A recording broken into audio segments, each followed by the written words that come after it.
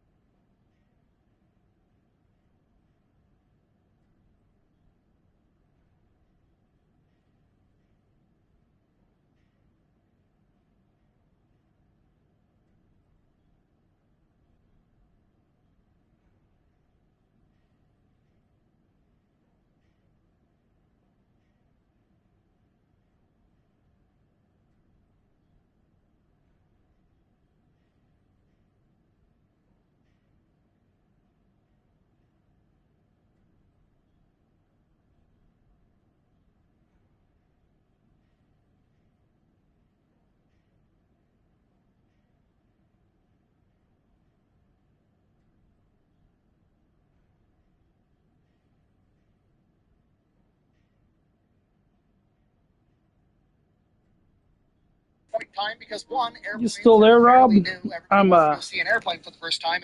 I'm back, and I'm also watching the Fat Electrician's newest video.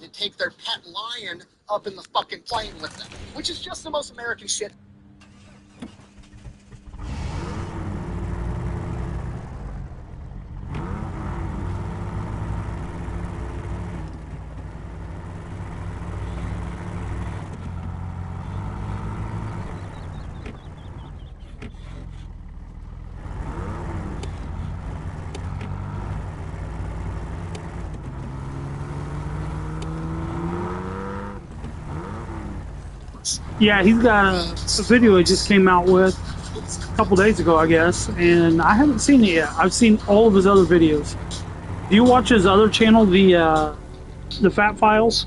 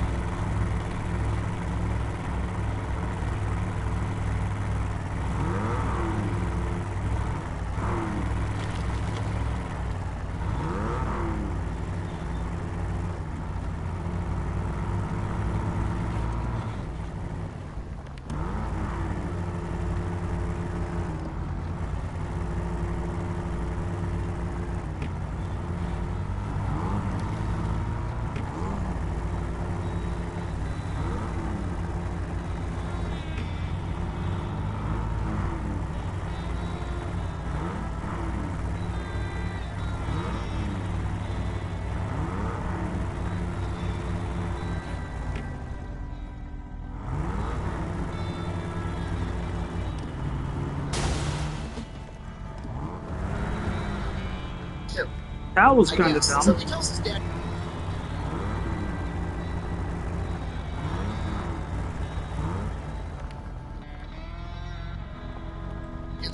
Oh, that's good. I never thought about buying a battery from a junkyard.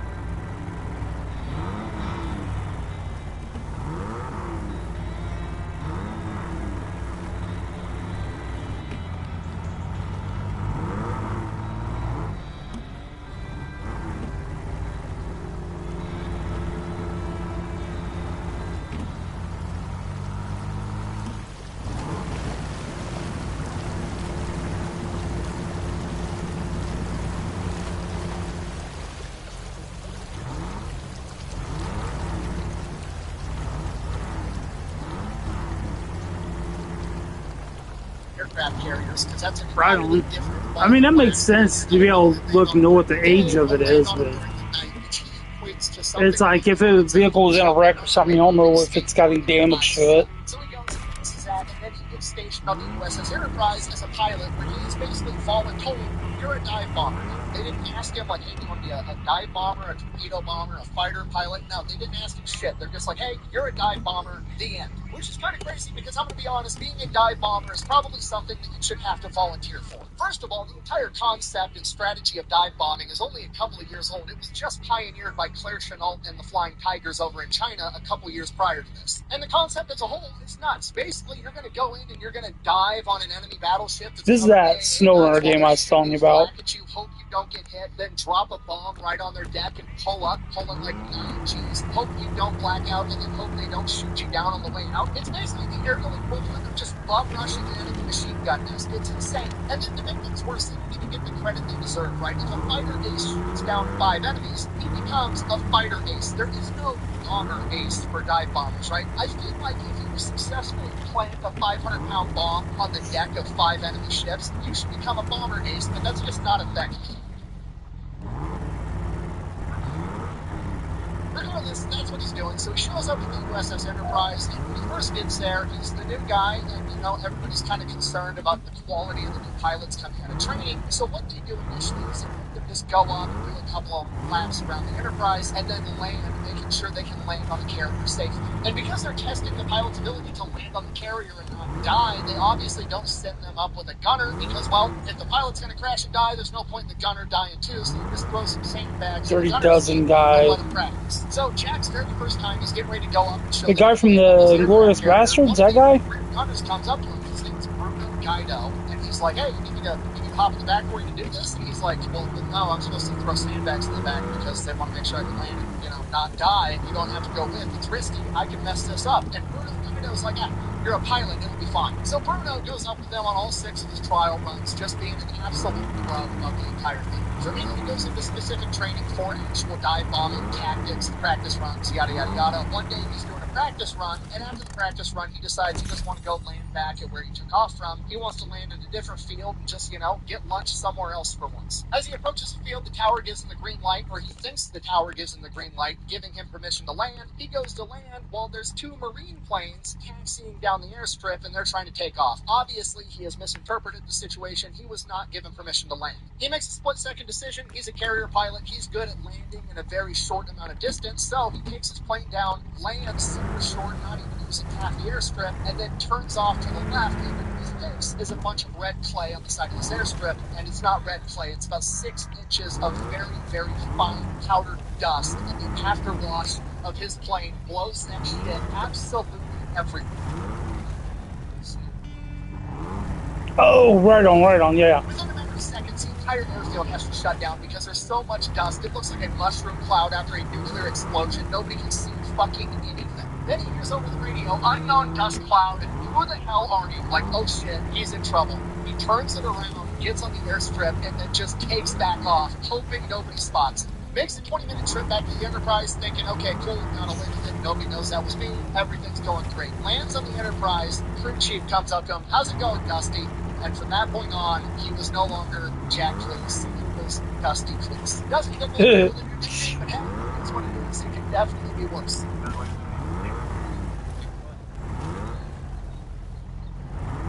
From here, he goes through a bunch of different training operations, taking up different rear gunners with him all the time, trying to find the rear gunner that he wants to be his, that goes up with him on every mission in real life. So I was just going on this one, on this game to go get that upgrade, and I'm going to get another vehicle, and then I'm going to do some missions where I'll have to use some bigger trucks and haul some loads.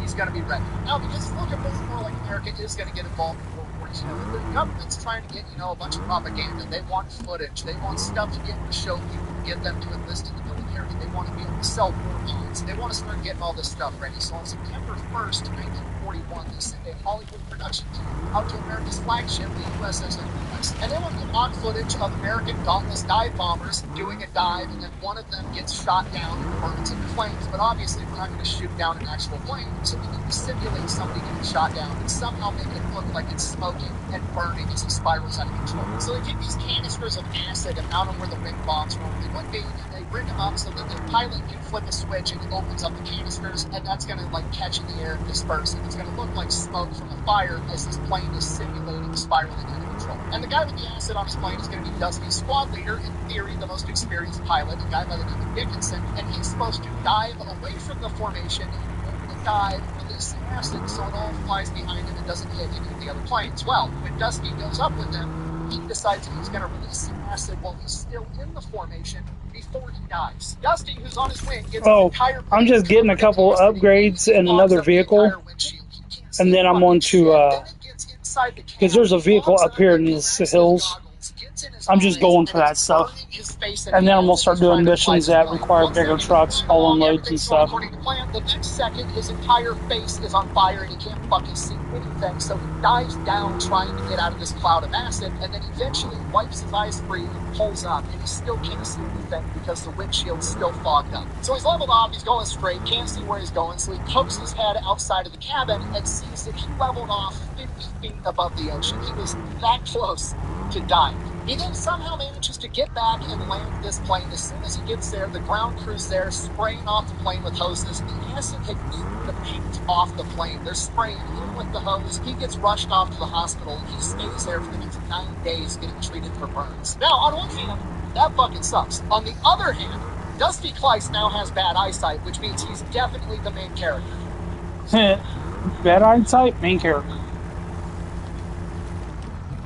So Dusty recovers from the hospital, gets recovered, gets cleared to fly again, and then on November 28, 1941, he boards the USS Enterprise, and they are escorting submarines out to Wake Island, except everything this time is fucking weird. Admiral Halsey, the guy in command of the USS Enterprise, and all the high-ranking officers are being weirdly serious about everything. They're going out, they're conducting real patrols, actually looking for enemies. They have standing orders, and if they see a Japanese submarine, they are to sink it immediately, which is weird because we're not at war with Japan yet. So something's going on, but Dusty doesn't really know what. Maybe they're just like getting ready for war and this is all training. He really has no idea. So they go, they make it out to Wake Island, they drop off the Marines, and then they start heading back. They're supposed to be at Pearl Harbor on December 6th. On the way back, they hit some inclement weather, they get delayed. Now they're not going to make it until December 8th, 1941. So the morning of December 7th, the USS Enterprise is about 250 nautical miles away from Pearl Harbor, and because they're getting close, they are now within range of the planes. So they send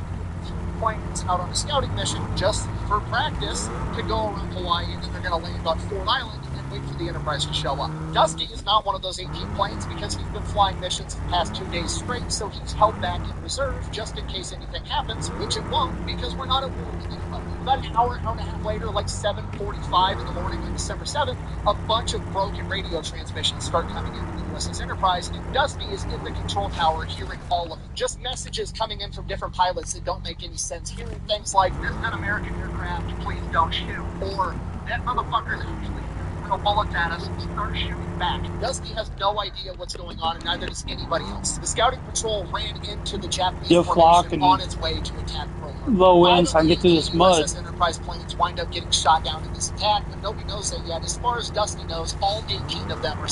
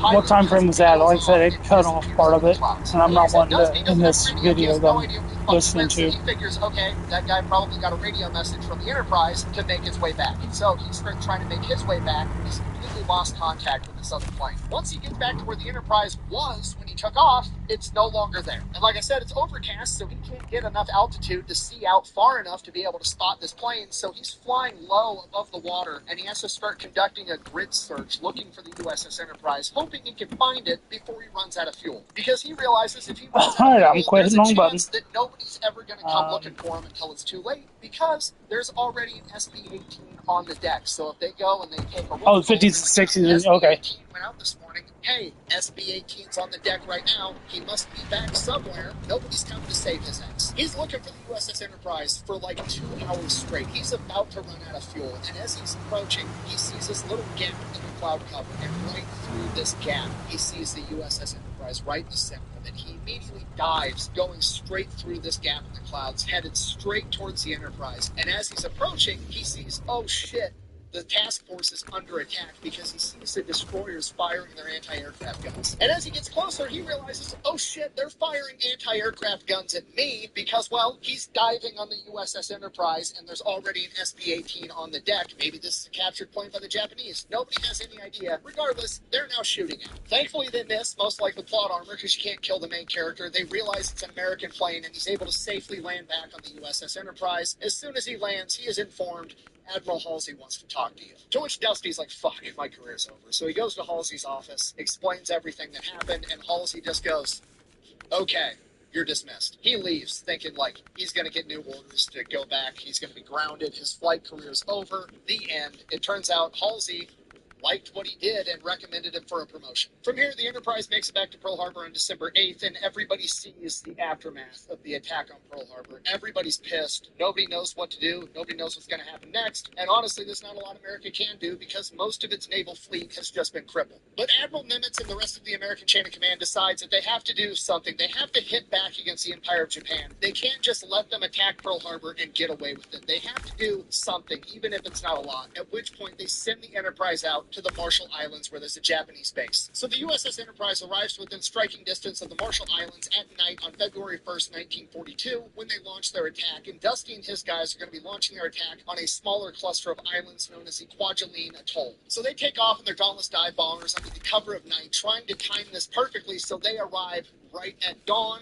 That way they can launch their attack, surprise them, and dip out. Unfortunately, the weather center on the USS Enterprise failed to identify a strong tailwind, and they wind up arriving 15 minutes early and have to circle around the island, giving the enemy tons of time to scramble enemy fighter planes and prepare for the attack. By the time it's bright enough to launch their attack, the enemy fighter planes are already up in the air. They're starting to approach them. They enter their dive. They're getting shot at by enemy fighter planes from behind them on their dive as they're taking a ton of anti-aircraft fire coming in. Despite that, Dusty doesn't take any damage. We haven't got any snow yet. Yeah, it's not fallen yet, but it's supposed to this evening. We're supposed to get up to and for the snow, but honestly, I don't think we're going to get anything.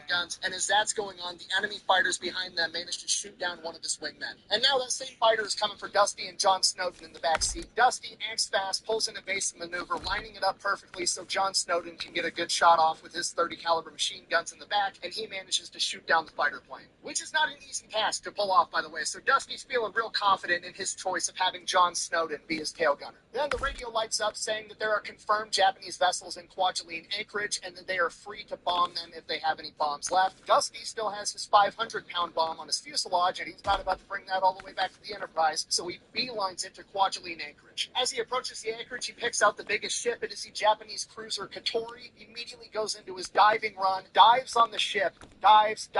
Typically, you're supposed to pull out at 1,500 feet. Dusty wants to make sure this thing fucking hits. He pulls out at 1,000 feet. All right, what are we looking at? His bomb right on its deck. As he pulls up out of the dive, he's not going to be able to see if that bomb hit or not, but John, facing the other direction in the rear seat, is able to see the entire thing, and he's absolutely certain that they just sunk this cruiser. Later documentation after the war would reveal that the cruiser Katori was not sunk by Dusty with one bomb. However, it was severely damaged and had to go into dry dock for an extended period of time. So at the end of the day, it's still one man with one bomb taking out an enemy ship for an extended period of time. All right, so I need, I think of a high saddle for that. Debrief on what just happened, and the dive bombers from the USS Enterprise in this run managed to take out 6 planes, 2 buildings, 2 airplane hangars, 6 storehouses, 2 tanker ships, 1 supply ship, and 1 cruiser. So now it's time to go get lunch and then do it again. They go, they have lunch, now they're going out on another mission to attack the island of Taroa.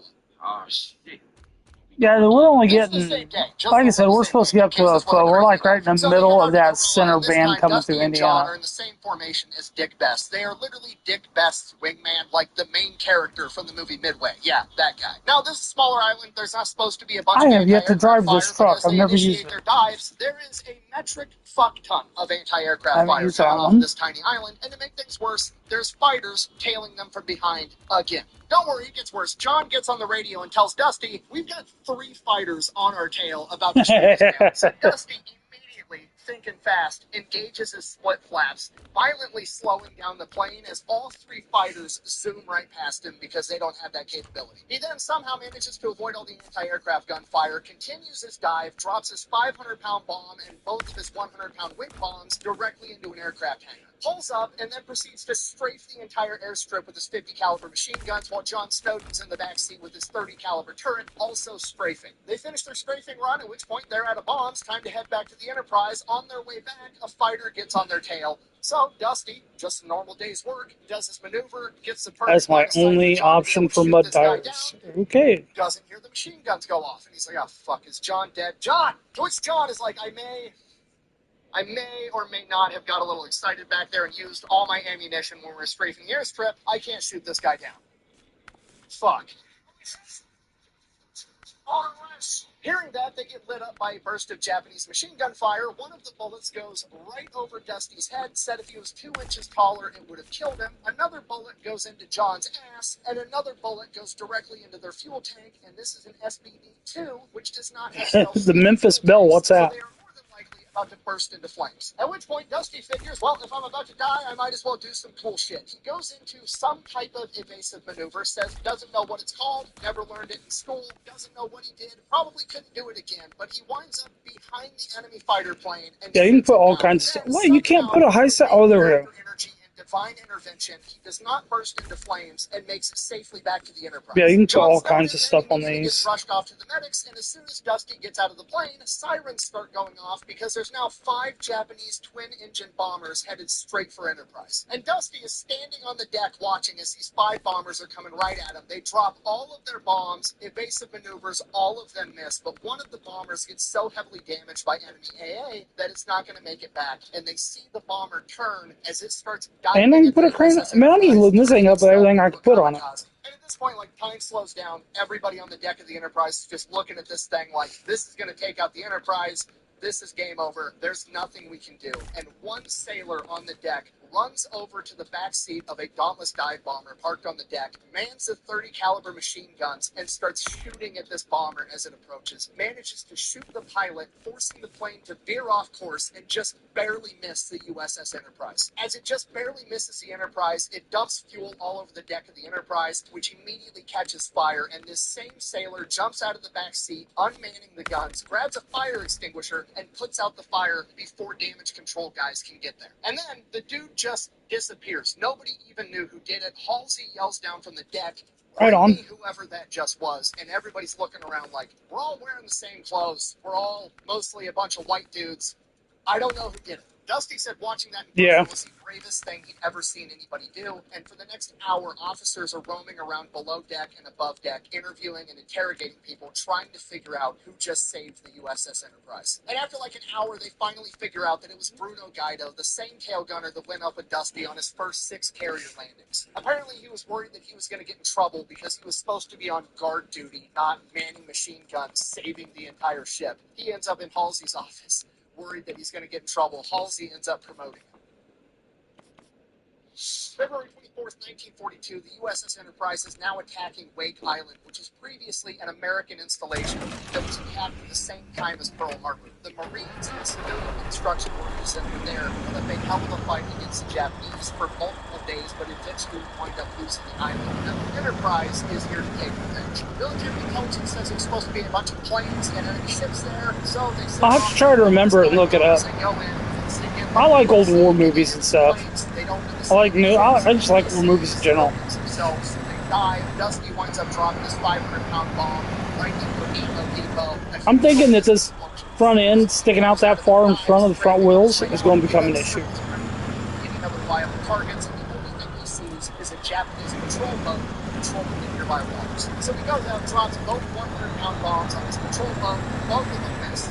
Okay, that's it. Game over. Time to go back to the Enterprise, is what a normal person would say. Dusty Police then decided that he was going to strafe the patrol boat not once, not twice, not 3 times, but a total of 8 fucking times. Oh shit.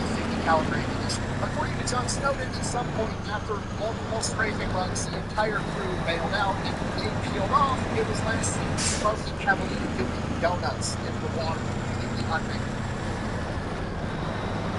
March 4th, 1942, same deal. Now they're attacking Marcus Island, and the USS Enterprise and her pilots are here to put warheads on warheads. Again, this is warheads on warheads. Humongous amount of anti-aircraft fire coming from their dives, but none of it penetrates Dusty's plot armor. No, not just front heavy, it's clearance issues.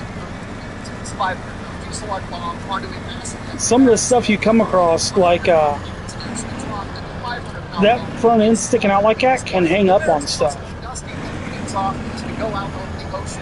Man, that's pretty cool. The detail that, like that little ladder thing, is actually swaying.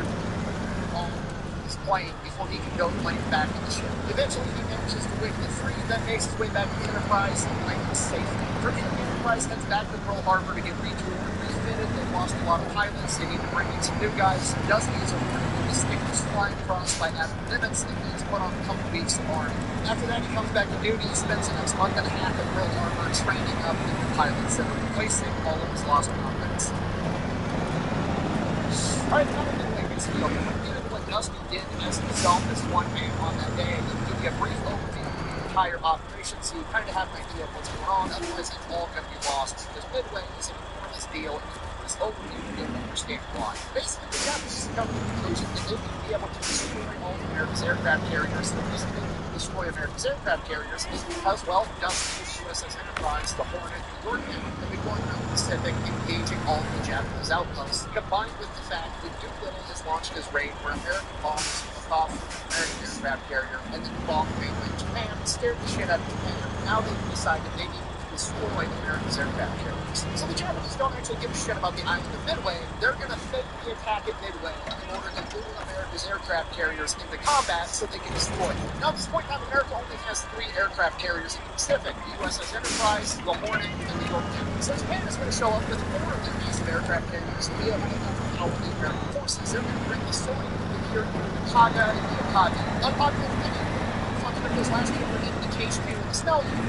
Now 3 people. At the same time they launched the attack on Midway, they're also going to launch a diversionary attack in the Aleutian Islands up the coast of Alaska. And this is going to force the American forces to split their carrier fleet. That way, the carriers is headed up in Alaska. So only 2 American aircraft carriers show up, and they'll be outnumbered 2 to 1. They'll for sure. Yeah, this truck is a bit overpowered for this mission, but I haven't driven it yet. Americans don't know that Midway's going to be under attack until it happens. The carriers are going to take a while to be able to get there. So all 3 of these Japanese aircraft carriers should have plenty of time to launch their planes, destroy the island of Midway. I forgot about this. Armed, and then they're going to wait. Once the American carriers show up, they launch their planes to go rebuild Midway. They're going to take all of the Japanese planes and send them straight to the American carriers that have no planes and are completely unguarded and vulnerable. They destroy both American aircraft carriers. There's only 1 American aircraft carrier left in the entire ocean. Chase that thing down later. Game over. America loses the Pacific War. Japan is victorious. This plan is solid. It's absolutely brilliant. The only thing that could possibly go wrong with this plan is that all 3 American aircraft carriers were at Midway. They didn't know they were there. And then at the moment the Japanese send all of their planes to attack Midway, all 3 American aircraft carriers send their planes to attack the unguarded Japanese aircraft carriers. That's the only thing that could go wrong, but that's impossible because the Americans don't know that the attack on Midway is happening.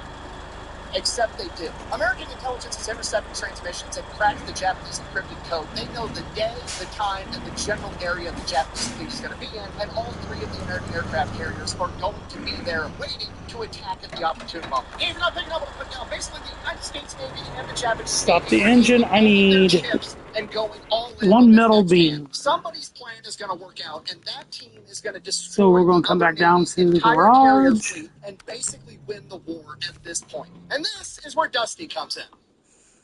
Refresh your space with a mid-century makeover at Ashley. From rich, solid wood to velvet-like textures, you can find timeless styles. Let's upgrade this thing. Twist for every room. It's time to get retro with Ashley. Shop in-store and online. Enough of the commercials. Come on, let me skip this commercial. They wake Dusty up at 3 o'clock in the morning. Last night they got briefed. Everybody knows today is the day. America is throwing a Hail Mary. The entire Pacific War is going to get won or lost today. But he's surprisingly not that nervous about it. He's got a cool head. He heads off to breakfast. In the mess hall, they're serving get some steak big old mud bad. tires, or at least off-road tires. Can I put? Nope, can't put mud on. About to fuck you, or it's about to be your last meal. From here, he goes into the mission briefing. They find out that they are not going to have a fighter escort. The dive bombers are going in by themselves. Some of the dive bombing pilots are a little upset by this, but Dusty, still pretty unfazed in his mind. He's got the best tail gunner in the world, and he can handle it. What does start to bother him is when he finds out that they're going to be taking off about 175 miles from the Japanese fleet. That means that by the time they fly 175 miles, go through their attacking run, then fly 40 miles in the wrong direction to intentionally mislead the Japanese as to where the American fleet is, he's not going to have a lot of gas to make it back, and if anything goes wrong, he's probably going to have to bail out over the ocean. And it's not just going to be him, it's going to be everybody that has to bail out, because everybody has the same amount of fuel, and everybody's going on the same mission, meaning that rescue is going to be slim to none. Basically, he just has to accept the fact that everything could go right, and there's still a pretty good chance that he's going to wind up dying as a piece of human beef jerky getting dehydrated in the Pacific sun on top of a life raft in the middle of the ocean. While this is going on, at 4:30 in the morning, all 4 Japanese carriers launch 108 Japanese planes to go attack Midway. Okay, the clock is now ticking. They have to be able to strike these carriers either while those planes are still in the air or while they're on the deck getting refueled. Actually, no, that's the add-on. The Japanese planes reach Midway by 6 o'clock in the morning, quickly overpowering the 26 Marine fighter pilots that are there defending, killing 17 of them. They also destroy the power plant, oil tanks, and some other buildings, but Midway has been heavily fortified because America knew this attack was coming. So they don't actually manage to destroy the airstrip, and they get 11 of their planes shot down for their troubles. Their attack lasts for about an hour, meaning that by 7 o'clock in the morning, all the Japanese planes are empty, out of fuel, out of ammo, headed back to their aircraft carriers, and 4 minutes prior to that, at 6:54 a.m. on June 4th, 1942, over the loudspeakers of the USS Enterprise, Dusty hears, "Pilot, man your planes." It's fucking go time. All the planes from the USS Enterprise get up in the air. They start doing a holding formation. They are supposed to wait to link up with all the planes from the Yorktown and the Hornet. So they do a hot lap around the task force, and then they do another hot lap, and another hot lap, and another hot lap. And these fucking planes aren't showing up. This mission's going to be low on fuel already. They spend 40 minutes in this holding formation before they take off. They're for sure going to have to dive out over the ocean at this point. After waiting for almost an hour, Wade McCluskey, the guy leading all of Enterprise's planes, gets a transmission from the Enterprise, proceed to target anyways. Great, perfect. Mission already going to shit. Now they're extra low on gas, which is going to be a humongous issue later. On top I really of should go around these planes that they're supposed to have, but they're other going to checkpoints. Why not? On the way there, it proceeds to get worse because the guy in charge, Wade McCluskey, isn't actually a dive bombing pilot. He's actually a fighter pilot that was placed in charge of this mission because of seniority, not necessarily because of ability. Even though he is a great pilot, he's just not specialized in being a dive bomber. So when he's flying towards the objective, he's flying at the cruising speed of a fighter plane, which is 180 knots, and the cruising speed of a dive bomber is 160 knots. Doesn't sound like a big deal. They're going to get to the objective faster, sure, but they're burning more fuel at that speed. After flying for over an hour at 190 knots, Dusty and the rest of the planes from the USS Enterprise arrive at the location that the Japanese task force is supposed to be at, and they're not fucking there. Perfect. Well, the guy in charge figures, well, that's just because they're wanting to hide stuff from people. They're wanting to hide truths. And just like how they don't teach cursive in school anymore. So you can't read the Constitution. Can't read the Constitution, they can go in and change it, and how are you going to know because you can't read it?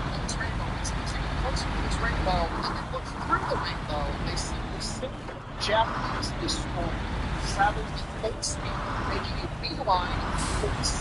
The Enterprise pilots don't know this at the time, but that Japanese destroyer was actually left by the task force with all of the Japanese aircraft carriers to take out an American submarine, the USS Nautilus, and then attack their formation for a day.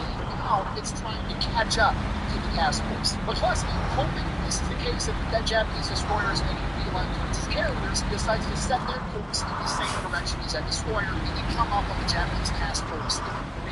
Somehow they've identified all the Japanese carriers. Dusty looks down at his gauges and he was below half a minute. At this point, Dusty and pretty much everybody else realizes that by the time they catch him in his task force, dive on it, go through the whole combat thing, then fly 50 miles in the wrong direction until they get back around and head towards the Enterprise, and they're probably going to run out of gas and have to ditch out the beach. At this point, it's completely reasonable to say we've identified where the Japanese are, we should head back, refuel, refit, and then go and attack them. But nobody says it, because everybody knows that this is their only chance. Every single man in that formation knows that almost beyond a shadow of a doubt that they're going to die at this moment. The only question they have left is, am I going to die in combat trying to hit the enemy? Am I going to successfully hit the enemy, get out of combat, and then ditch out over the ocean, where one of two things is going to happen? Maybe there's a slight chance I get rescued, or I get up and turn into beef jerky in the sun, dying on a life raft. Or even worse, the Japanese are going to come, pluck me out of my life raft, and torture me to death. Everybody knows it. Nobody says it. Nobody complains. Nobody second guesses the mission. Well, that's good. I was lucky. My dad actually fought in World War II. So when everybody was doing talking about their grandparents and great grandparents and what they did, I was talking about, my dad told me this is what happened.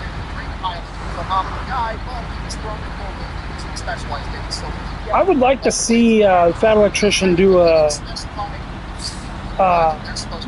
episode on Hershey's Typhoons. There's 2 typhoons that hit, and my dad went through both of them. My dad was in those. So fast and so much confusion. Hopefully it's too big and they're able to follow. So now we're going to attack the Akagi, and 2/3 are attacking the Akagi. Whatever, now they go into their dives, they're diving 1,500 feet away from McCluskey. His 2 wingmen all respond, all of their bombs, and all of them miss. Next up is Full Gallery. Dusty thinks is probably the best dive bomber in the unit. Then it's Dusty. At this point in his dive, Dusty sees the gigantic Japanese flag painted right on the deck. It looks an awful lot like a bullseye.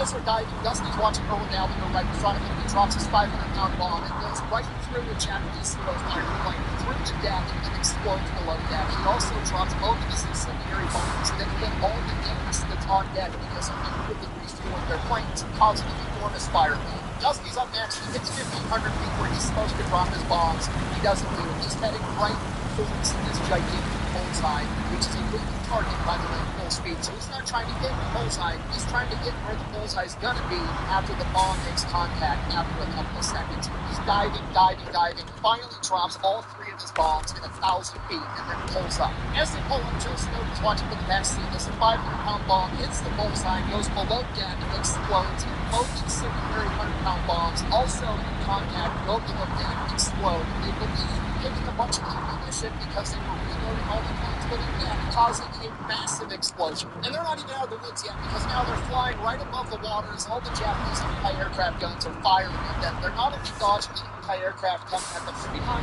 they're also dodging the giant columns of water coming up into the sky from all of the missed shots, because if they drive in the back, they're dead too. They're bobbing and weaving all of these gigantic puddles of water. As Dusty gets some distance away from the ships and pulls up, he gets 2 Japanese heroes on his tail, but John Snow manages to scare both of them off with his 30 caliber machine guns, most likely because they didn't have any ammunition and they weren't going to return them to Midway. I take the view just a couple of minutes later, John Snow and Dusty are at cruising altitude 15 miles away from the battle, heading back to the USS Enterprise. Now that he's finally got a moment to breathe, Dusty looks back and sees that 3 of the 4 Japanese carriers are now engulfed in flames. Oh, wow. That's crazy.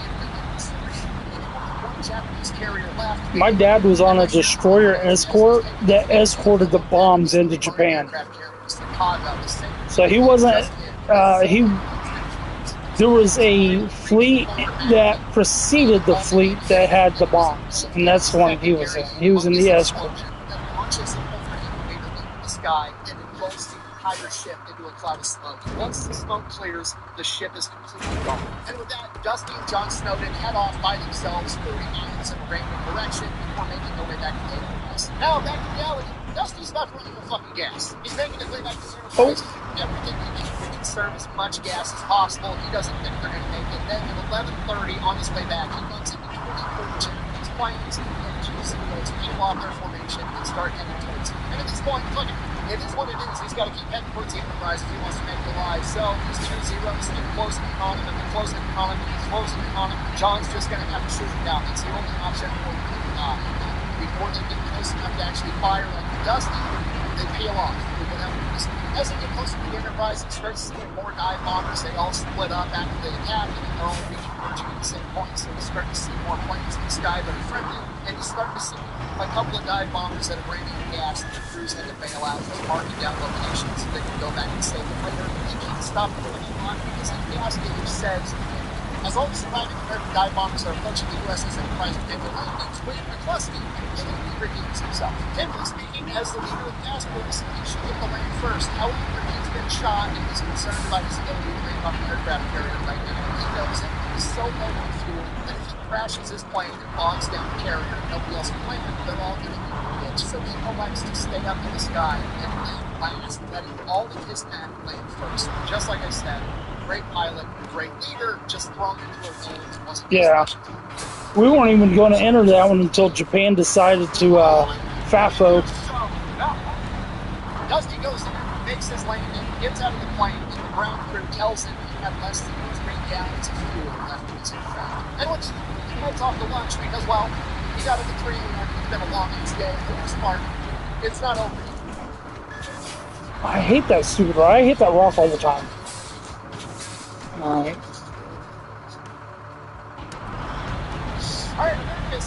I hate the ads on YouTube, but I refuse to give them money. Other carriers that the Japanese have. It is now 3 Japanese carriers versus 3 American carriers. You know what's maybe 3-2. Americans gonna go sink that whole fucking carrier. Why? Because fuck them, that's why. You know what? I just always made wrong turn. Like I said, Nick Muslim got shot. He is now out of this attack. Also, like I said, Earl Gallagher, extremely talented dive bomber. He knows what's up. Hopefully this goes a little bit better. They take off towards the area. They get eyes on it by 4:55 p.m. and rather than just diving on it right away, they elect to swing around so the sun is at their back. So they are diving out of the sun, blinded. I was going to play some Far Cry 5 today, but I saw this video was up, so I wanted to see it. Or at least listen to it. Drops his bombs. Love the way this guy tells stories. Yeah. Next up, Dusty aiming right for the giant fucking bullseye on the deck again. Takes him down to 1,000 feet. All 3 bombs and pulls up. And behind him, 2 guys. Oh man, I forgot about this one.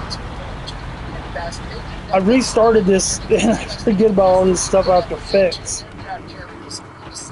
They pull out, they make their getaway, they head back to the Enterprise. They think they might have sunk to hear you, but they don't know for sure.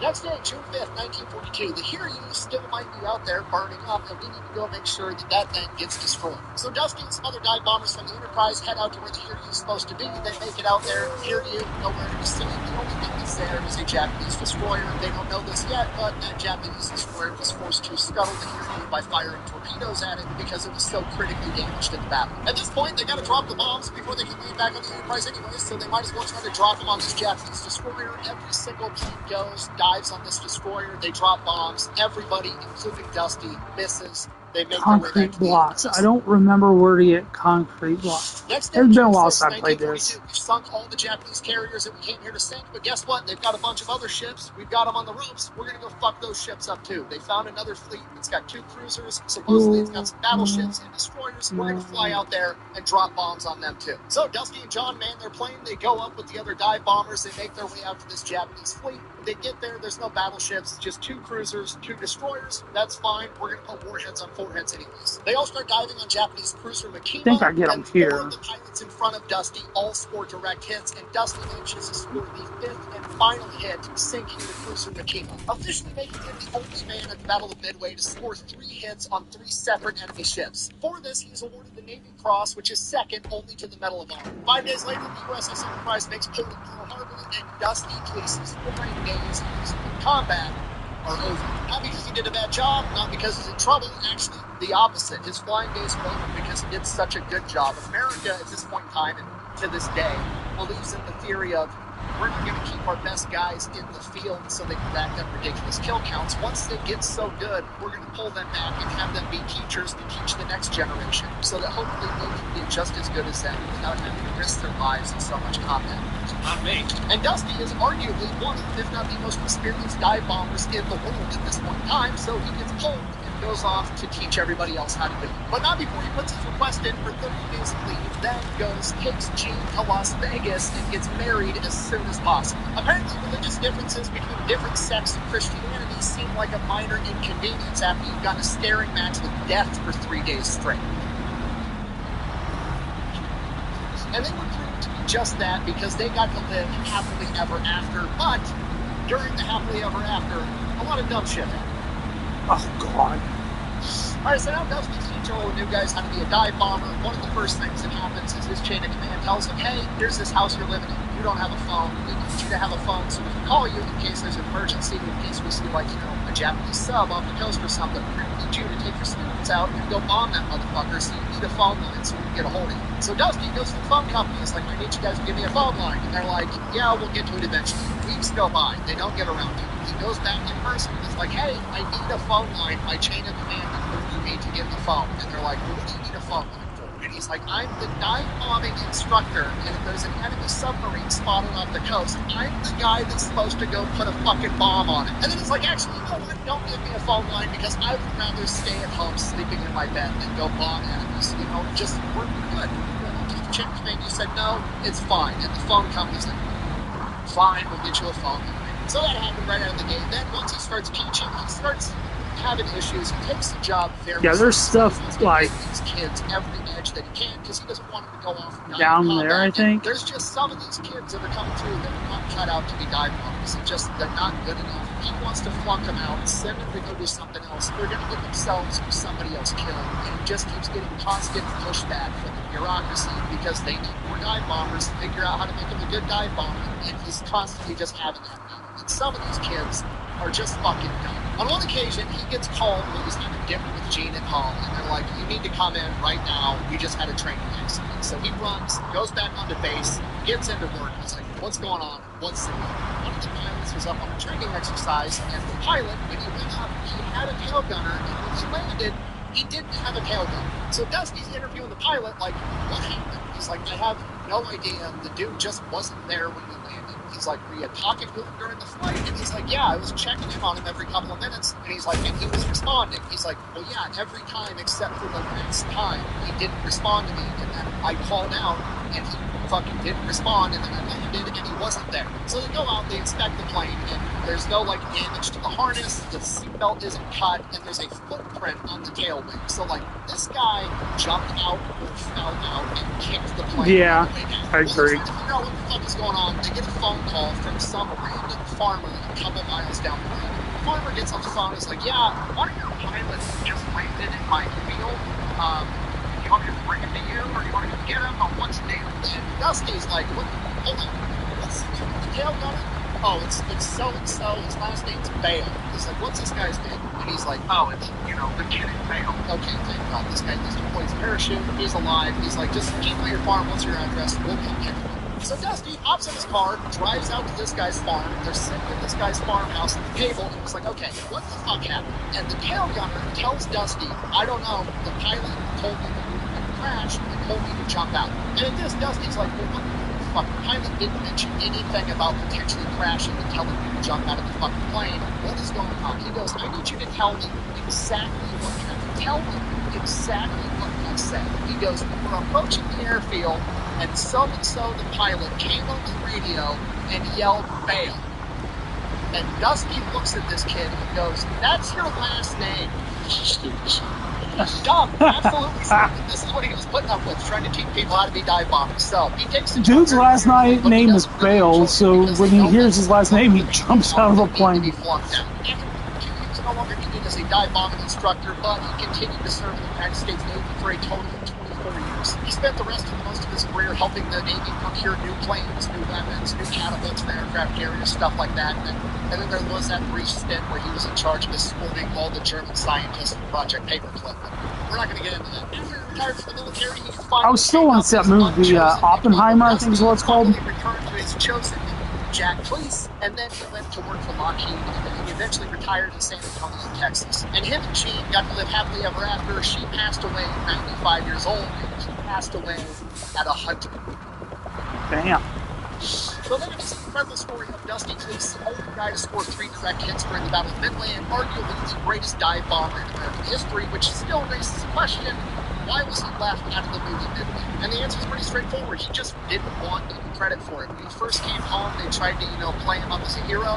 He didn't like it. He didn't even tell his dad that he took part in the Battle of Midway, let alone had arguably one of the singular most pivotal moments. He didn't self-promote. He didn't want the glory. He didn't want the attention. In his opinion of himself, he truly believed that he was just a normal dude that was called into the line of duty and went and did his job. And he had lost so many of his friends at the Battle of Midway, and he regarded them as just as good as him. And he truly felt that the only reason he was still there was just dumb luck, and he didn't think that he should get a bunch of credit for it. So he never talked about it. In fact, the only reason we have all these personal details of his account of Midway is because at the age of 99 years old, he finally wrote the book. And in that book, he says the only reason he was writing the book was because he was the last surviving dive bomber from Midway, and he felt that it was his duty to help keep the story alive. Not for him, but for everybody else. And to highlight how he truly felt that way, he literally titled the book, Never Call Me. And that is a story of Norman Jack.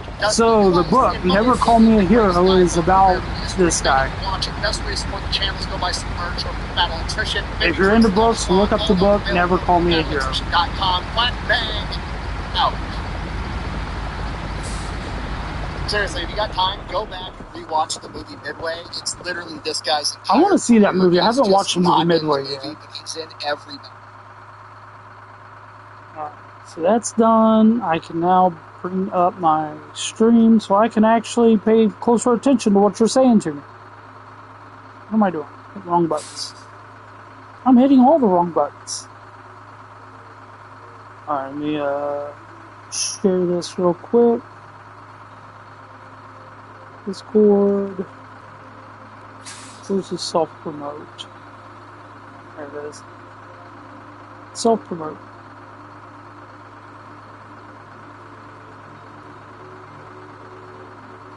Alright. Okay, I'm back with you. Have you seen the movie Midway yet? I haven't seen that one either.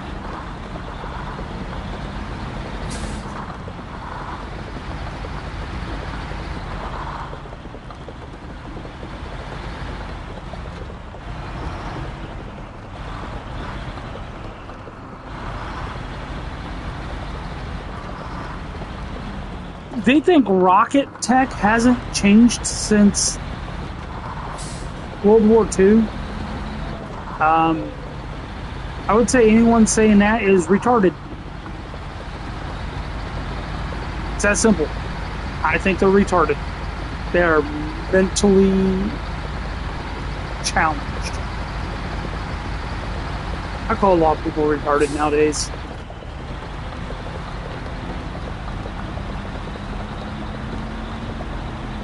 This section is such a hard section to get through if you don't have your vehicle upgraded. Oh, right on.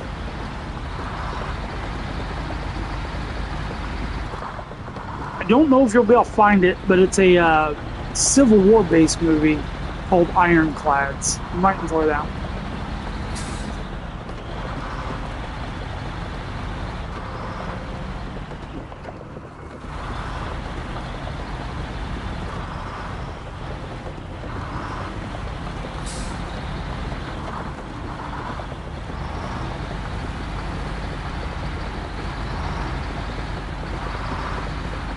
I've been telling people lately that say they hate ice. I say, well, you hate ice because you hate America.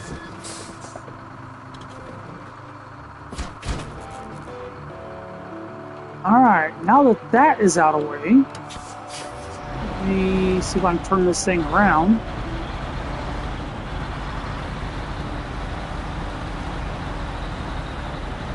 This game does support steering wheels, and a lot of people really like using steering wheels on it.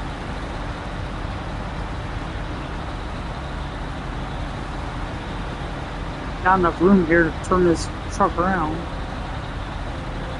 Yeah, it's about the first iron-sided warships in the world, and they were used during the American Civil War. It's the Mortimer and the Merrimack.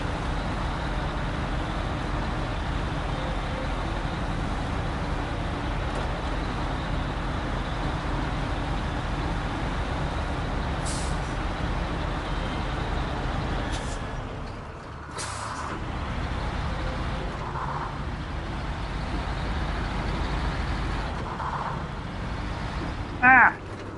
Get the camera all out of whack. There we go.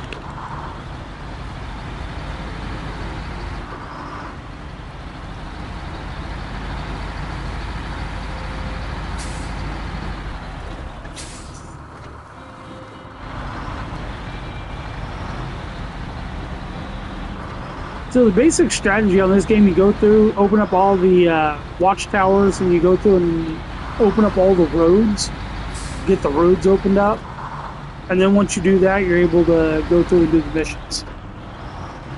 I'm just going straight to a mission and then knock out what I have to knock out in order to get the mission. So I've still got that fuel tanker I'm needing to deliver.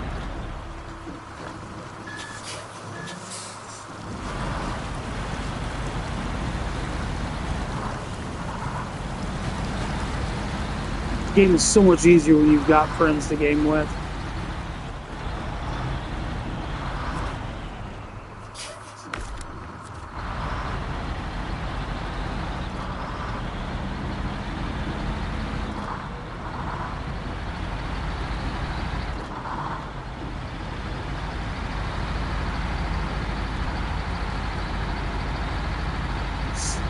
Whoa!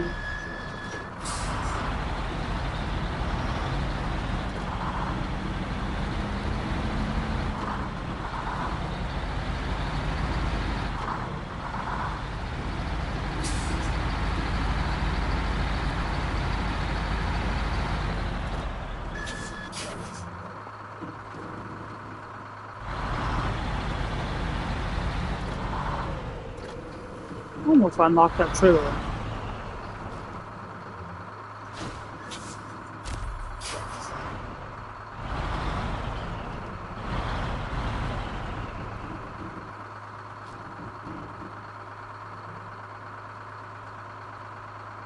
Yeah. Well, it's like super glue. We have super glue now because they needed something to be a quick fix in the field for bandaging people up, for bullet holes. Found it did great for sealing the skin up, but there was still too much internal bleeding, so they quit using it.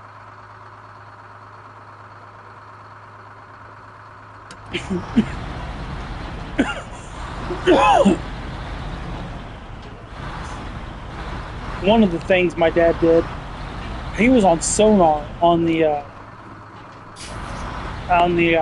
minesweeper, and he ran. He was can't remember what the term is. Basically, he steered the ship. Like they'd call down to the engines, and he was the one on the wheel turning the ship on destroyer escort.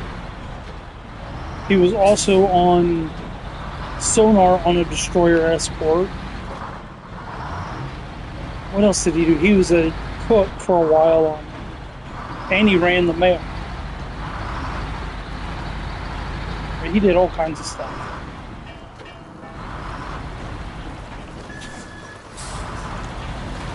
He said one time they were coming out of port. I forget where port he was at. They were coming out of port, and he told the captain that or it wasn't a captain, it was the bridge commander or something like that, the number 2 guy.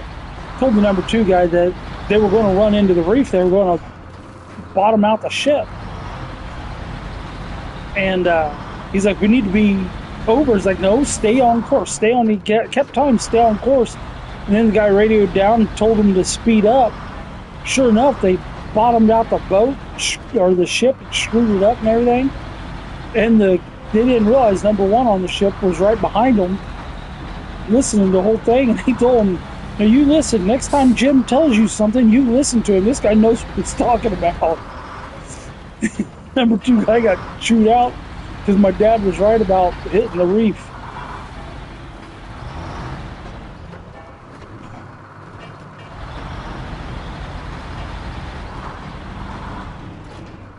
One of my favorite stories he told me, they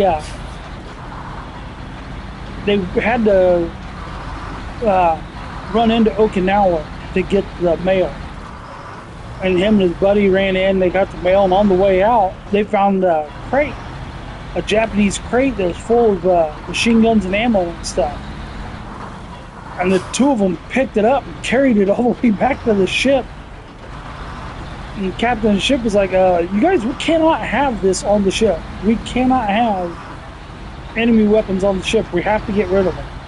So he hollered down to the engine room, told them to fire up the engines because the engines running in the water, even with the props off, would cause the flying fish, like the fish with the really long fins, to jump out of the water. And they said they loaded up all those guns and got the flying fish start jumping up, and it was basically skeet shooting flying fish with Japanese machine guns till the barrel was red hot, and then they'd throw it in the water and grab the next one and keep on going until they were out of ammo and out of guns.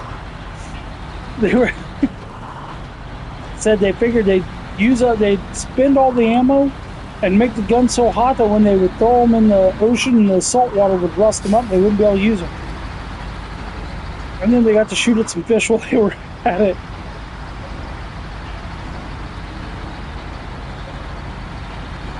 My dad had some crazy stories from back then.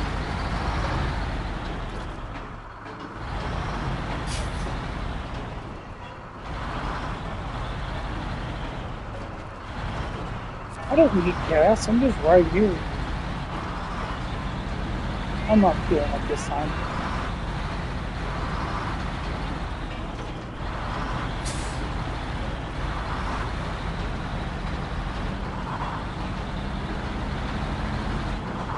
I think I'm going to get this fuel tanker delivered, and then I'm going to shut the string down and make some breakfast.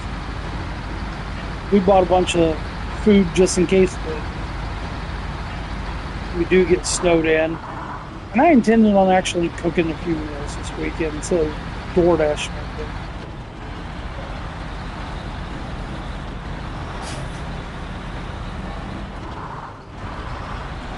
Oh man, that'd terrible. Dealing with that. And that's back before they knew what PTSD really was.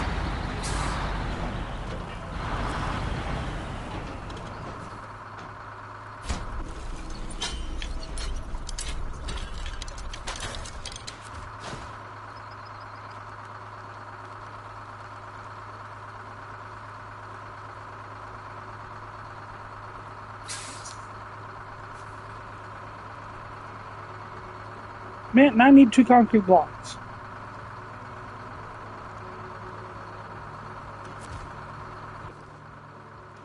Alright, why is it? It's not the one I need.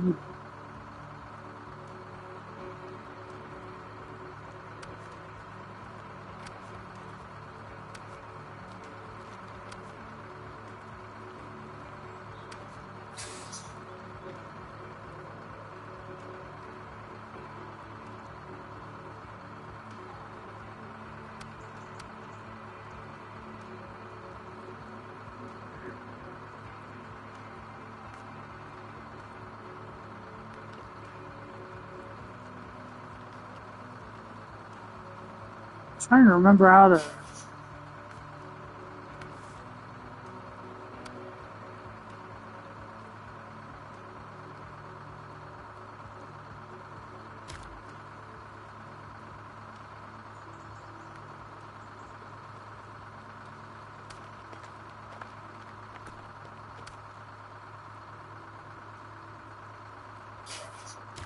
This is the wrong one.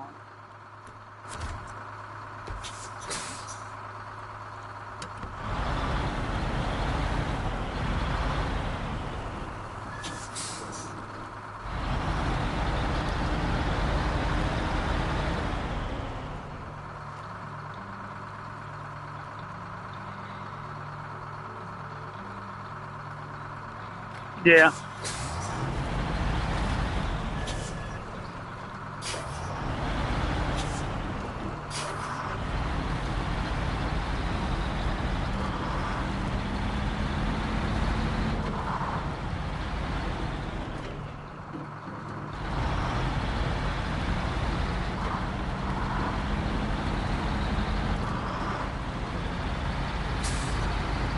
Yeah, we went Friday, or I went Friday, and then we decided to go out to eat Friday night because it'll probably be the last time we go out to eat for a couple days. We went to Cracker Barrel, aka Honky Bucket, because I wanted chicken fried or country fried steak.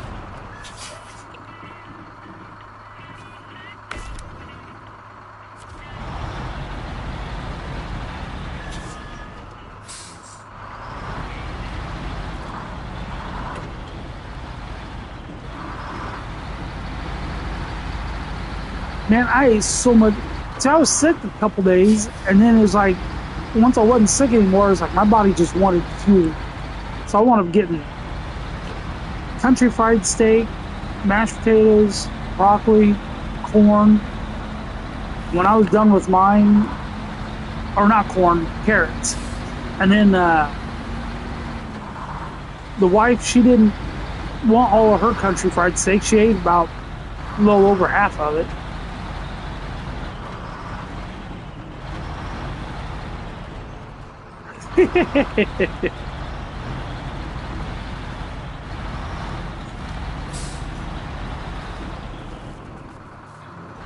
I made a wrong turn. Alright, I can still get where I'm needing to go.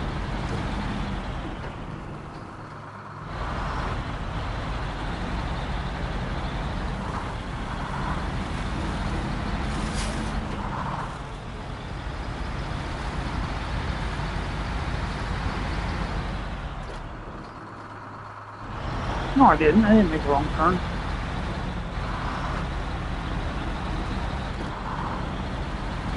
I'm going to go the hard way this time, though. Oh, no, no, no, no. Come on, get out of it. Get out of it. No, come on. There we go.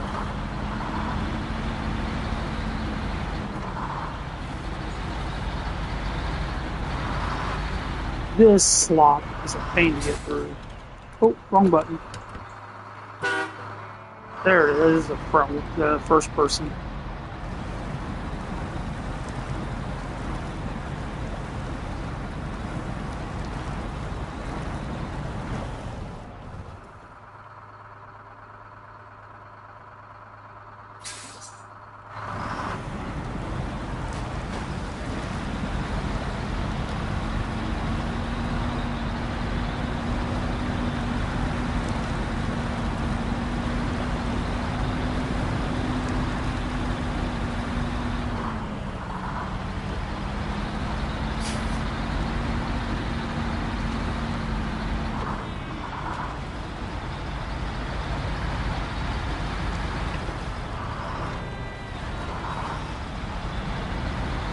I wonder if anyone would be up for some awards on this one.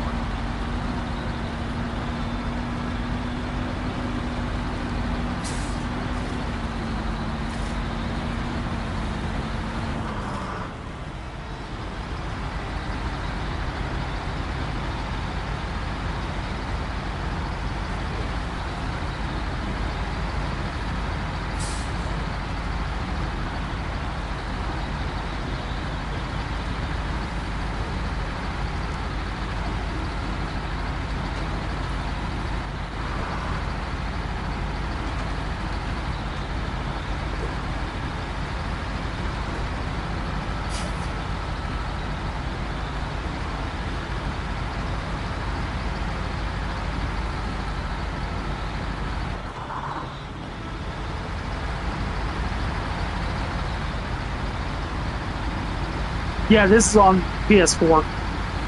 This is actually a PS4. It doesn't have a PS5 version. That's why I wanted to play this, and I thought that this might be. This is one of those games where you can just like sit back, chill, relax, and then it can also make you want to pull your hair out at times. But there are a ton of trucks on this game. There's a lot of DLCs too, so. And you don't need any of the DLCs to enjoy the game. This game's called Snowrunner. I'd suggest just going and putting it in your wish list and watching for it to go on sale, because it goes on sale from time to time.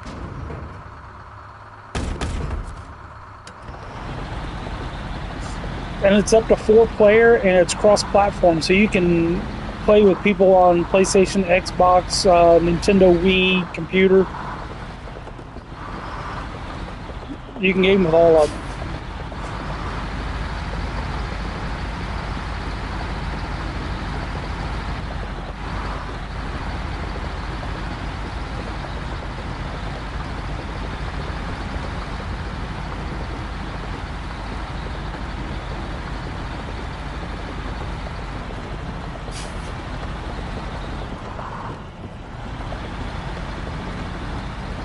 Come on!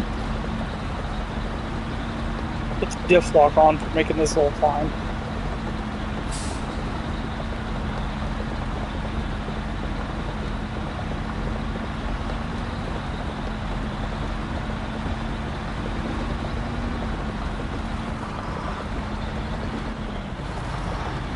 There's a lot of little controls on this, like turning the beacons on, turning your headlights on.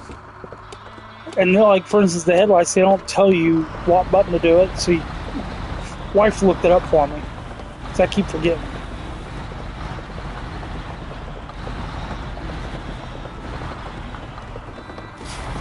I was playing this one quite a bit about a year ago.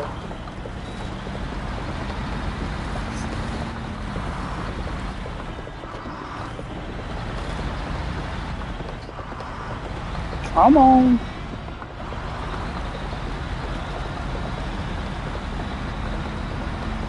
You got different classifications of trucks. You got scouts and highway and heavy haulers, stuff like that.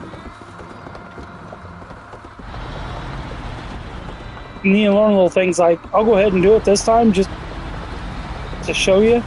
Now this truck is fully upgraded.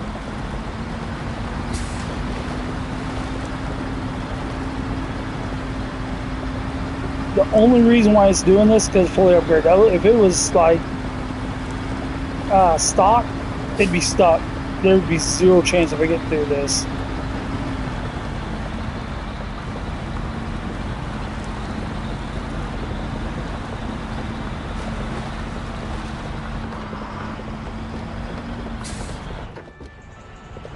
Come on. I get almost all the way out, I shut the diff lock off, and then it stalls out.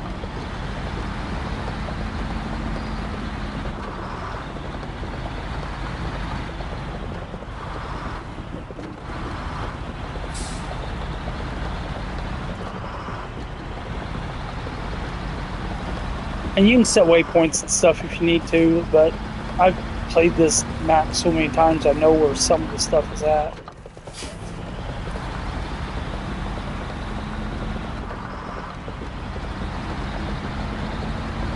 This map is in Michigan. Come on. Climb the hill, quit stalling out.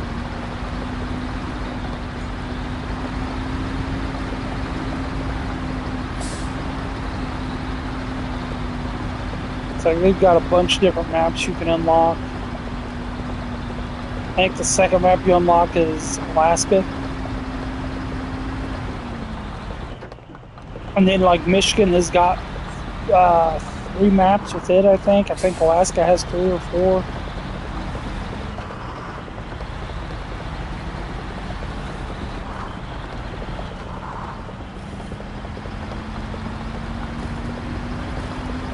Oh yeah, they did. They put a lot into it. And they listen to the people too. Let's see here. If I go here, global, Oh, this is global. So yeah, Michigan, Alaska, Tamir, which is in Russia. Got a couple Russian maps. North America, Yukon, and then you can see where it's got like each Tamir's got 4, Alaska's got 4, Michigan's got 4. There's Wisconsin. They got a bunch of Russian ones too, because some of these big trucks are from Russia. You got Maine, Tennessee. Tennessee, is this? Yeah, this is like a racetrack. Central Asia, Ontario, Canada. Ontario is one of my favorite maps. British Columbia.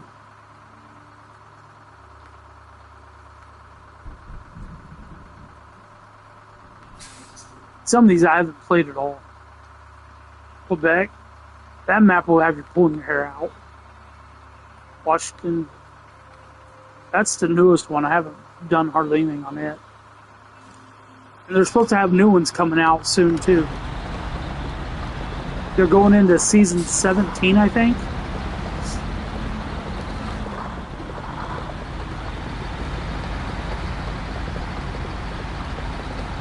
$39 gallons.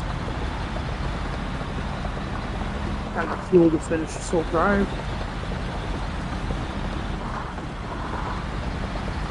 Oh man, I think there's a rock fall on the other side of this.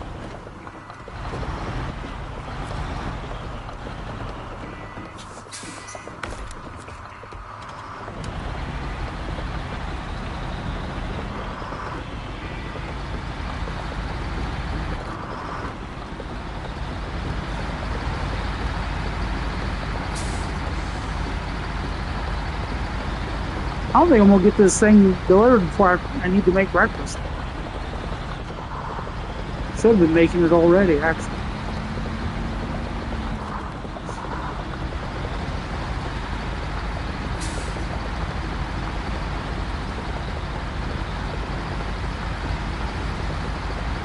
Thinking sausage, egg, and biscuit this morning.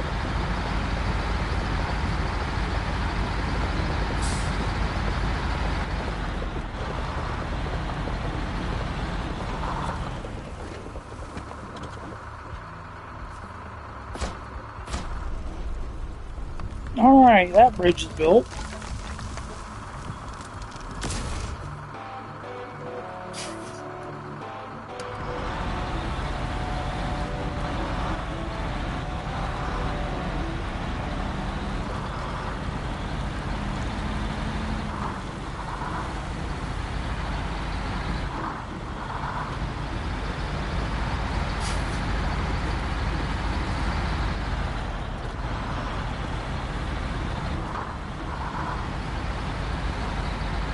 I think there's a rock fall up ahead I need to clear. You might like the game Roadcraft more, but that's only on PS5. Well, next gen, I should say. PS5, Xbox, whatever the newest Xbox was, and it's on PC. Yep, I was right. It was a rock fall. Good thing they didn't bring that tanker up this way, because then I would have been stuck.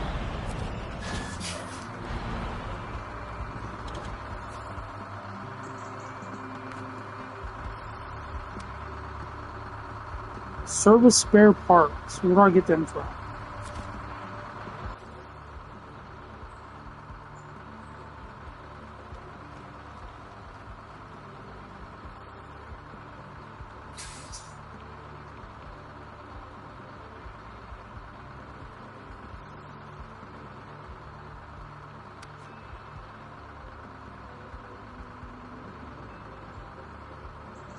I think I can get them there.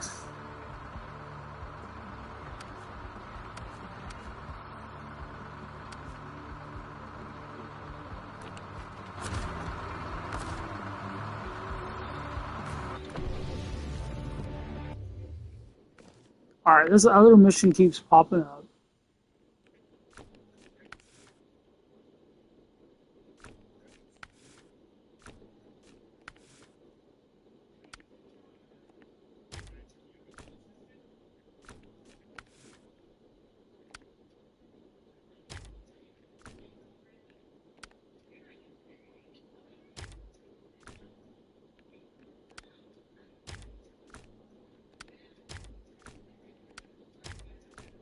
activate all these missions so if anyone jumps on to help.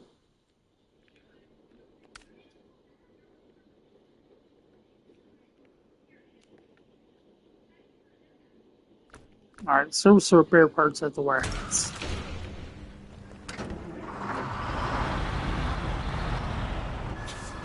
Wait a minute.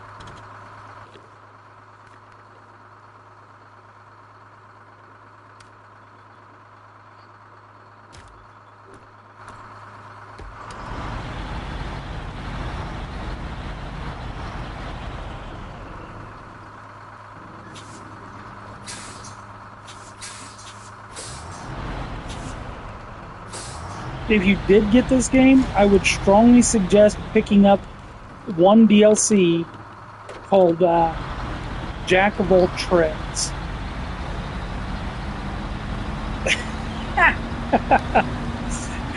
Hey, babe. Rob just said, nice, it warmed up to negative 30 or negative 23. They're having a heat wave coming through. You want to move to Minnesota?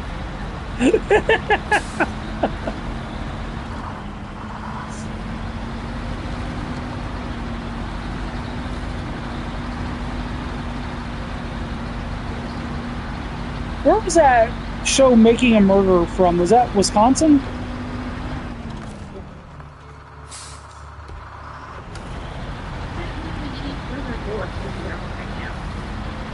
Not even northern Indiana?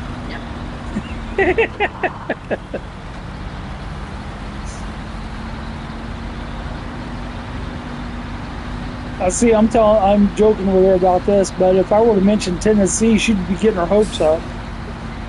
She said she'd be packing, even though she told me when she moved into this house, I was stuck with her because she's never moving again.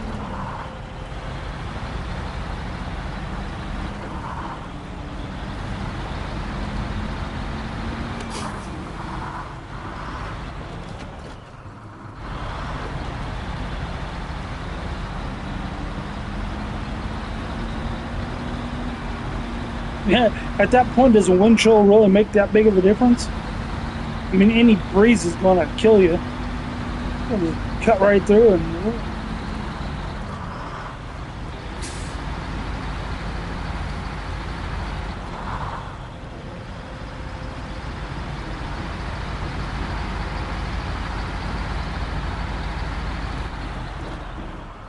Whoa, easy.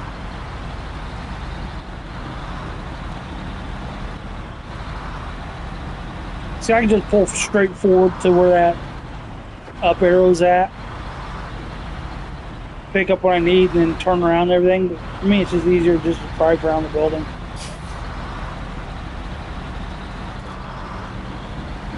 If I was driving a real truck and I had this option, this would be what I would take. I'd just drive around it.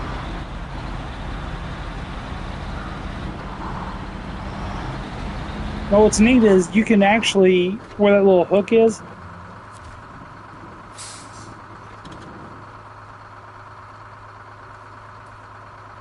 because of the last, I don't think a movie is the right reason to want to move. Service spare parts, need two of them. But you can have it put the materials on that red platform, and then if you've got a truck with a crane, you can load them into the truck.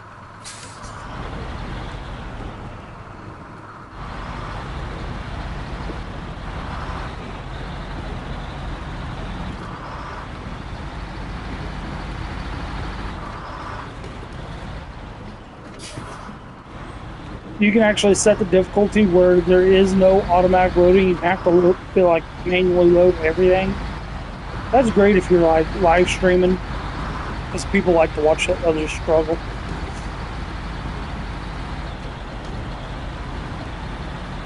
But I like to just hang out while I'm playing the games. It's not necessarily about me struggling through everything. And if I had a bigger community that followed and I was able to make more money on it or something, I'd do it. But I'm more up for just hanging out, vibing while I game.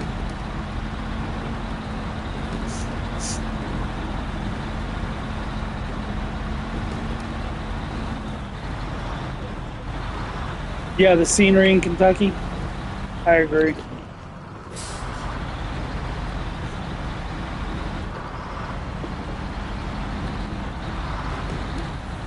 Honestly, if I was going to do that, I would probably go all the way to Tennessee.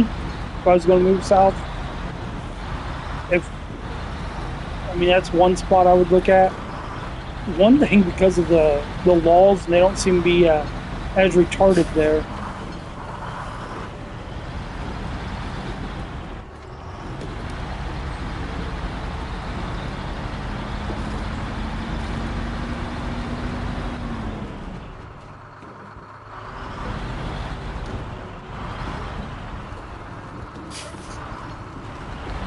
Yeah,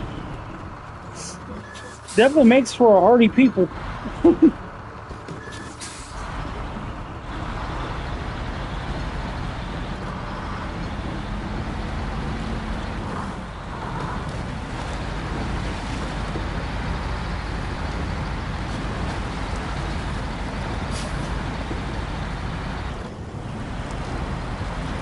Maybe that's why the people in Southern California are so soft. They don't have to deal with stuff like that.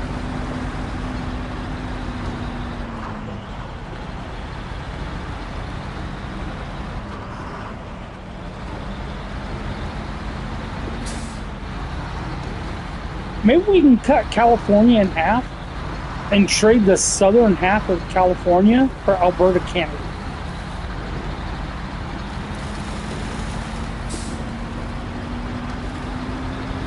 Like the northern half of California, they seem to be okay up there. They're just overrun by the people in the southern. Apparently, Alberta, Canada is tired of some of the Canada BS going on. Maybe we can make a trade.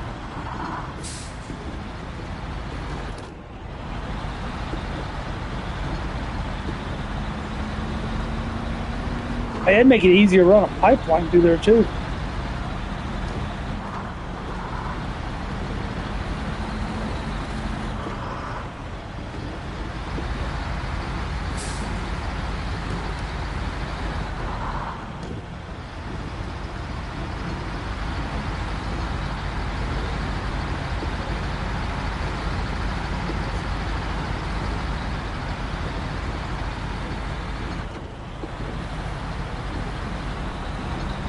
This is one of those starter trucks, and I've heard people say, "Oh, it's a great truck once you've upgraded it." But well, let's just try that. I mean, that's actually a good truck.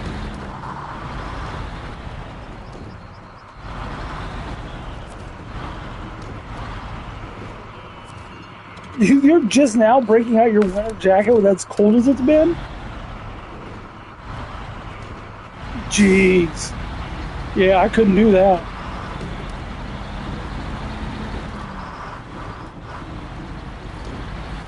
I lost from when I was at my heaviest, I've lost about 30 pounds, and I've noticed when I started losing all that weight, you lose insulation. Man, I was at my heaviest, I was 256. Before I lost my appendix, what was I down to, babe? 168, I think? Like, just under 170? Yeah.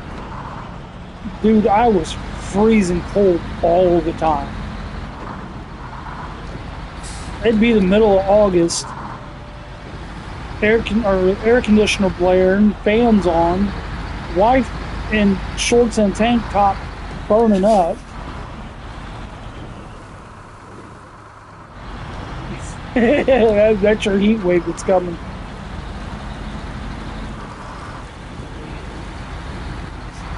Yeah, she was burning up, and I was wearing thermals and a hoodie, and the hood pulled up on it, covered up in blankets and everything else. I was freezing to death. I'm pretty sure my body was shutting down though at that point.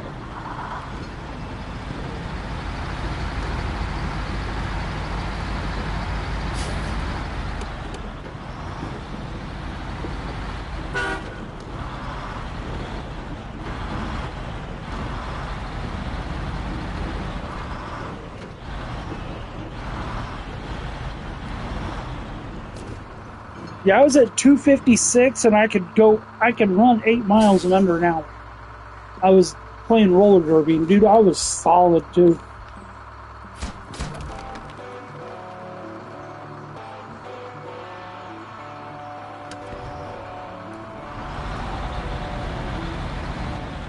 I was like a wrecking ball.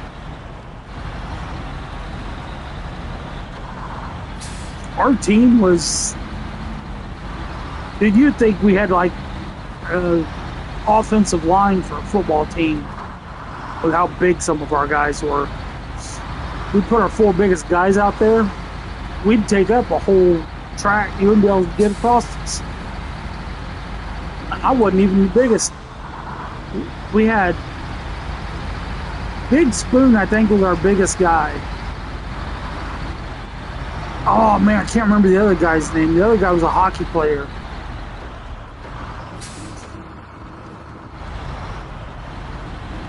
They were our biggest two, and I think both of them were tipping the scales over 3. And then Car Bomb was probably about 260, 270 is my guess. Well, that's how big he was when I started playing. He actually wound up losing some of that weight.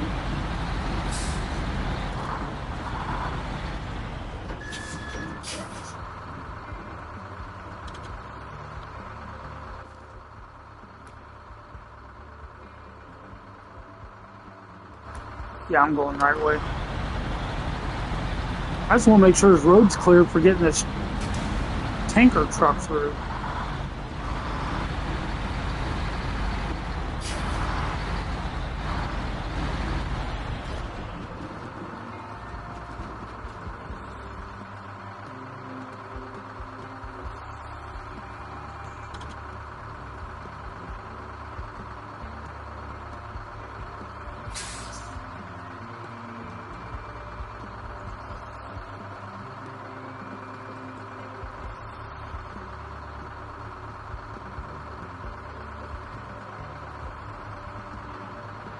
You walk out in a foot of snow in barefoot shorts and a tank top to deal with the dude.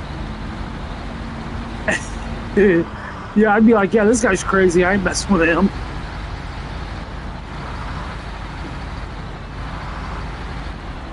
Ah.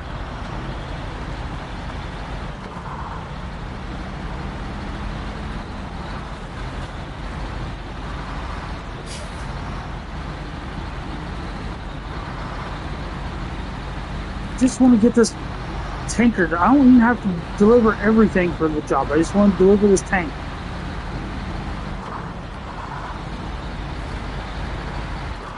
First, I gotta make sure I can actually get there.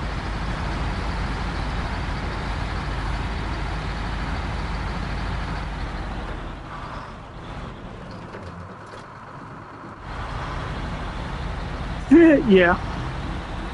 I had this one guy that was really, kept stealing my safety glasses at work. And I was getting in trouble for losing them, even though I knew the other guy was losing his and stealing mine, because I had 2 pair. One for everyday, like normal jobs. One that would seal around the eyes with foam to keep shavings from getting in your eyes. And the dude kept stealing my stuff. So I got a new pair, and I put a pentagram and 666 on the side of it. You know, he never took those.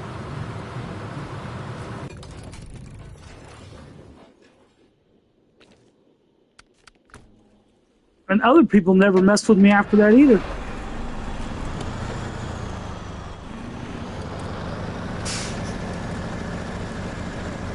Yeah, this feels heavy.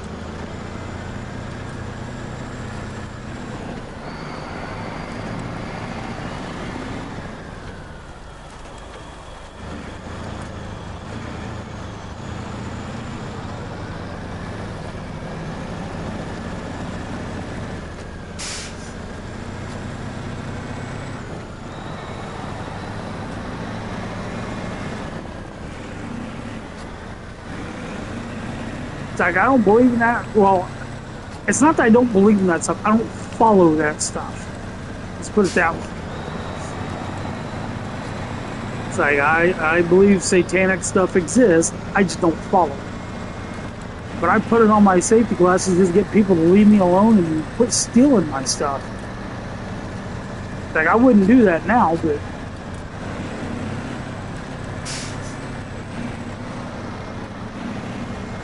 that was a shady part of time in my life.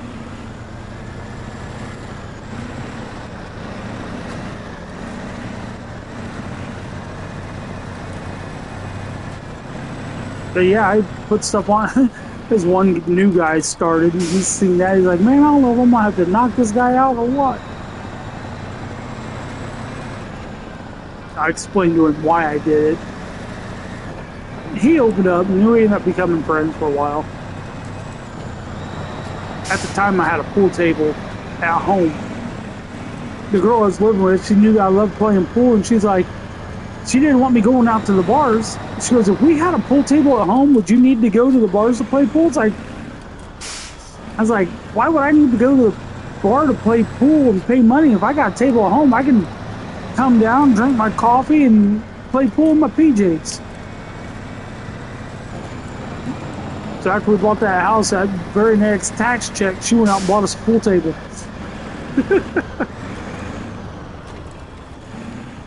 She goes, now you don't have any reason to go to the bar. I was like, sweet. I didn't either. I quit going to the bars to play pool after that. It's like the only reason why I went to the bars was to play pool. I wasn't drinking when I was going. She just didn't like the idea of me going and a chance of some other chick talking to me there.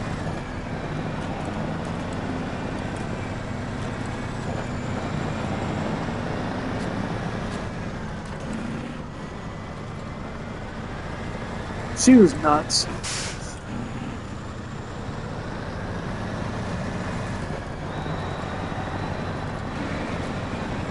Okay, I like the looks of this truck.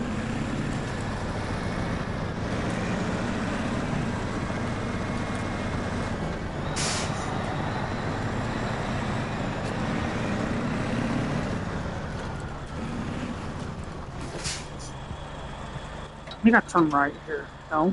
Go straight.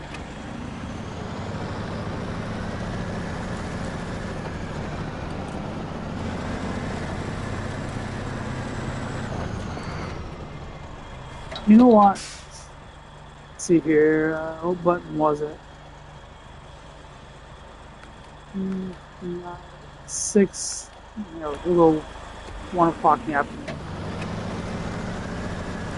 Skip time so I can actually see what I'm doing and enjoy this last little leg of the trip before I go make breakfast.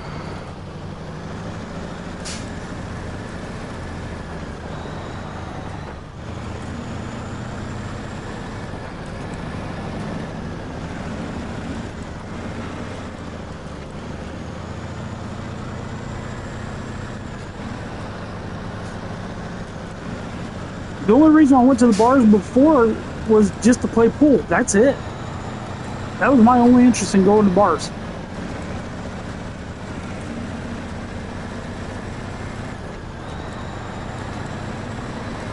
I'd join a pool league, and the only reason I'd go play the pool league was because at the bars, because it was at the bar. If there was like a pool hall that had it there, I'd go there instead. Like a pool hall there was no alcohol, I have no problem doing that. Well, the problem with that's dealing with kids, but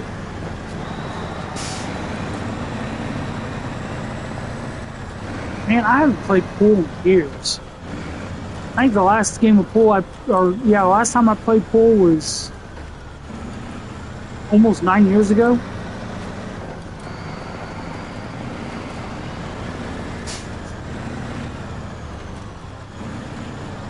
So it was either March or April of 2019 or 2017 was the last time I played pool. I remember playing the game too. I know exactly where it was at. I was playing with my now wife, who was one of our first dates. And man, she was getting so mad that during playing, I was like, nope, not doing that again. You were getting mad though, and that's what I didn't like. I didn't like that you were getting mad about it. Alright. How am I going to turn this? Quit jacking with me with the camera game. Alright, I need to figure out how I'm going to turn this truck around because I got to.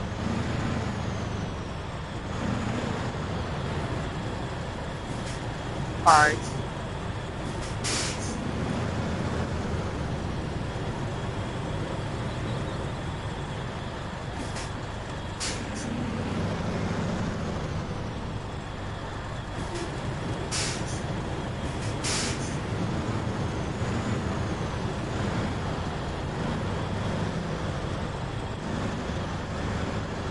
Nope, come on. Wrong way.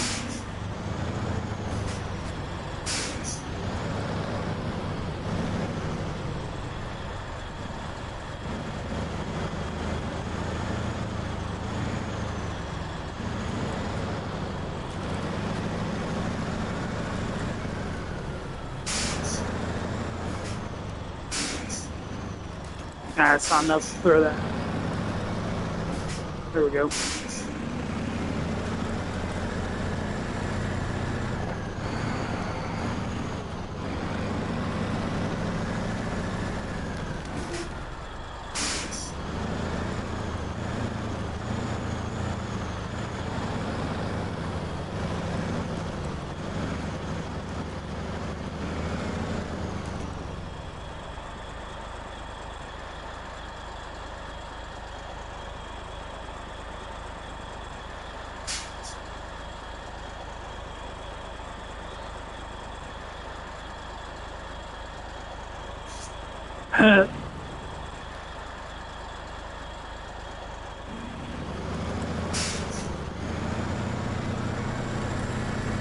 That was my, I think it was my 22nd birthday. We went to a nightclub. It was one I actually ended up working at later.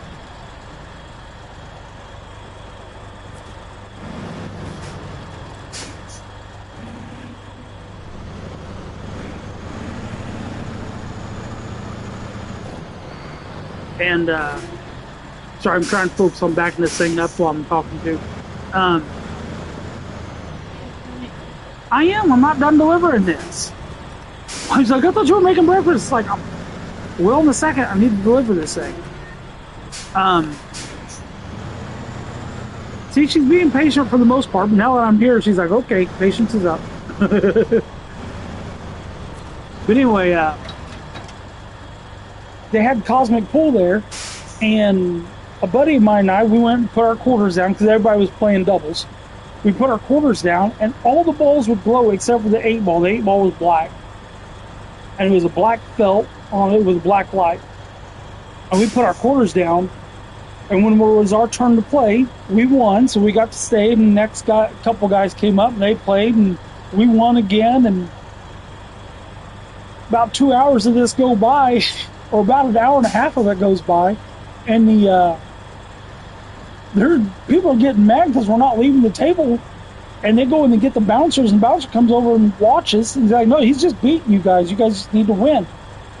It's like, winner stays, loser pays. You guys want to play other people, well, you go out to beat them. And we weren't pool sharks, we weren't great,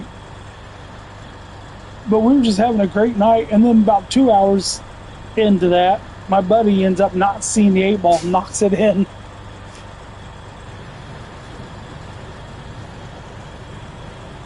What? It's not letting me.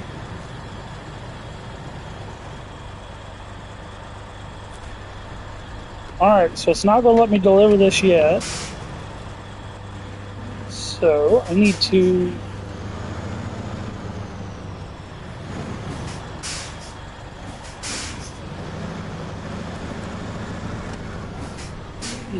I'm going to just cram it in there.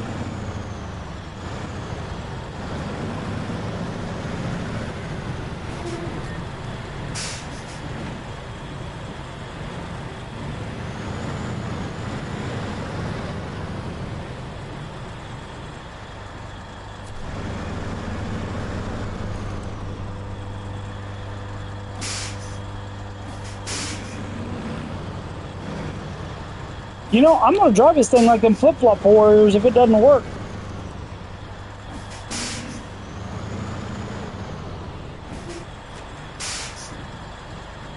Hey, Exile. It's one of the newest ones, one of the new DLC ones.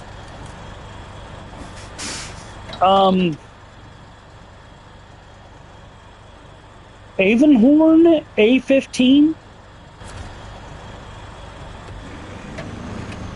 I really like it.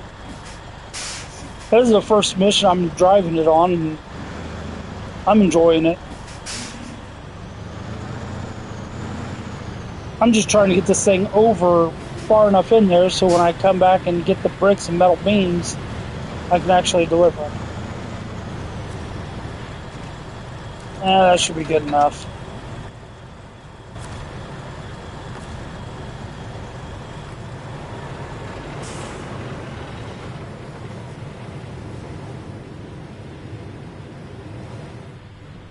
Yeah, it's got like extra fuel tanks, all kinds of stuff on it. All right, guys, I'm jumping off here for a bit. I'm gonna go make some breakfast. Is there any games you guys would be interested in watching me play when I get back? It's like I can jump back on this. I can, well, you guys know what I normally play: Fallout, GTA.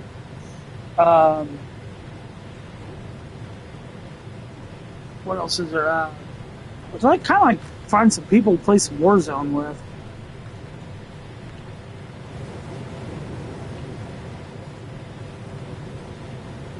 All right, Rob, you take it easy.